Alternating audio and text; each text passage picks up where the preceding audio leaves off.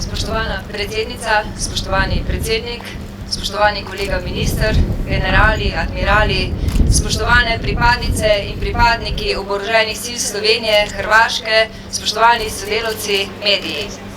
Sodelovanje na vojaškem obrambnem področju med Republiko Slovenijo in Republiko Hrvaško je dobro. Sva sosedi in verjamem, da tako kot v preteklosti bo dobro sodelovanje tudi v prihodnosti. Na zadnjem obisku kolega ministra v Sloveniji smo pogledali, kaj vse je bilo uresničeno v preteklosti in si zadali cilje za prihodnost. Kot dober dosežek in primer dobrega sodelovanja med Slovenijo in Hrvaško bi izpostavila NATO centru odličnosti za gorsko bojevanje v Poljčah, kjer Hrvaška aktivno sodeluje. In kot eno izmed večjih ciljev v prihodnosti bi izpostavila AGO šolo za JTAG-e, za usmerjevalce združenega ognja. Verjamem, da bomo Slovenija in Hrvaška to nalogo skupaj dobro opravili in da bo to dober doprinos za oboje oboroženih sil.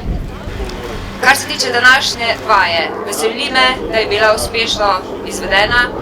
Usposabljanje je eden izmed najbolj pomembnih del nalog vsake oborožene sile.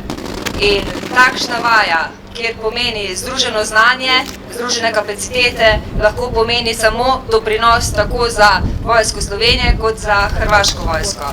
In z veseljem bom pogledala evalvacijo in kakšen napredek je bil narejen od preteklih let do danes.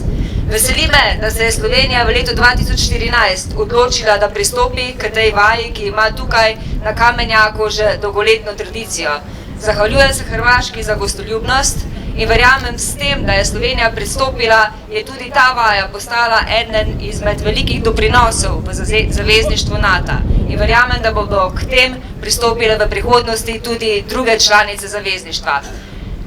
Kot do sedaj vam želim tudi v prihodnje odlično sodelovanje, veliko dodatnih vaj usposabljanj, kar vse skupaj krepi našo moč in sodelovanje.